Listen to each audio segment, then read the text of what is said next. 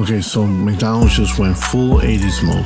Starting May 5th, they're dropping a brand new Stranger Things Tales from 85 Happy Meal. And yes, there will be collectible toys, of course. The whole thing ties into Netflix animated Stranger Things spinoff, and it's basically packed with that creepy old school Hawkins, Indiana 1980s vibe. Each Happy Meal comes with a special theme box, activity book, a QR code that unlocks an interactive game, and one of those 12 collectible character toys that I mentioned before. But here's the part that collectors are either gonna love or hate. They're rolling out 2 new toys every week.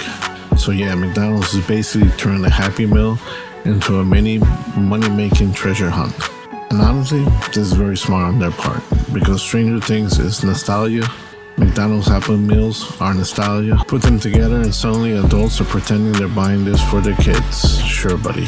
So now the real question is, are you grabbing one for the food, or are you hunting down all 12 toys? Leave a comment below.